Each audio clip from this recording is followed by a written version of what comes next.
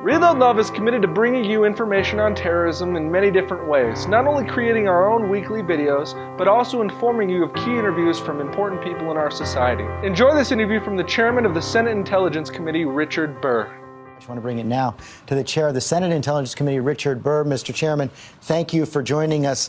You've heard the French ambassador, you've heard the Attorney General and our experts here right now. From your perch as chair of the Senate Intelligence Committee, what's the most important threat you're seeing coming in right now? Well, George, I think that the thing that worries me the most right now is the buzz on social media, whether it comes from a specific group like ISIS or whether it's just on the chat rooms. The target is to just go out and kill law enforcement and other officials. And I think as some of your guests have displayed, especially Ray Kelly, that's a very difficult thing to detect. And I think that we're going to be spending weeks and months taking some of what we've learned from this attack in France and tracking down leads that hopefully get us in front of a terrorist act, and we're able to thwart it, whether it's in Europe or whether it's here in the United States. You've actually warned that you're worried that these attacks in Europe could become a weekly event. Well, I think certainly that's a tempo that that we could reach, given the number of folks who have gone in and out of Syria. And now we're learning the extent of how much they went into places like Yemen early on. So, I think we're going to learn a lot more as time goes on. This is an event that continues to unfold from a standpoint of intelligence. And I think what we've got to do is be vigilant at home to make sure we keep in place those tools that give us the ability to triage that data in a way that we can track down anybody here in the U.S. That's what I want to ask you about, because you heard the chair of British intelligence, Andrew Parker, say he doesn't think they have the capabilities to match the threat. The Attorney General said, no, right now we do. Your opinion?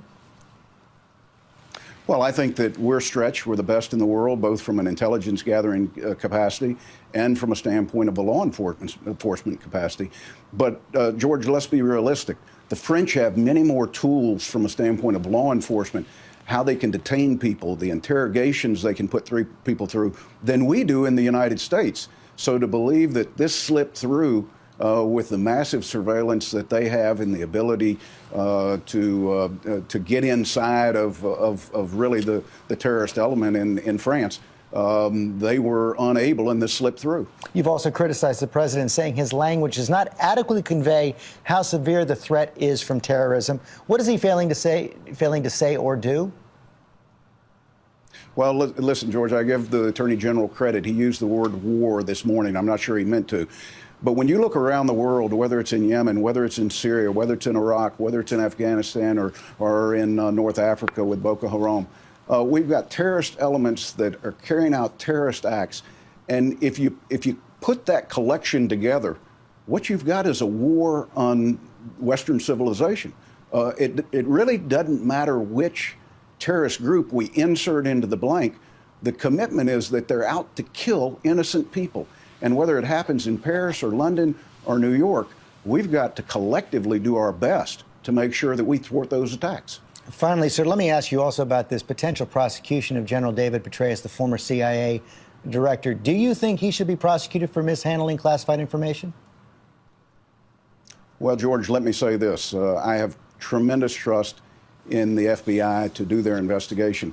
I still reference back to the president's remarks when he announced General Petraeus' resignation, where he said this did not reach a level that put national security in jeopardy. And I think the statute of the law says it has to reach that for there to be a prosecution.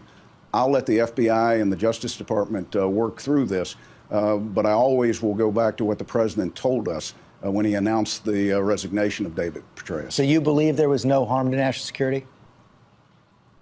Well, I think it's the burden of proof is on the Bureau and on the Justice Department, I think, to present to America where it was and why the president was wrong.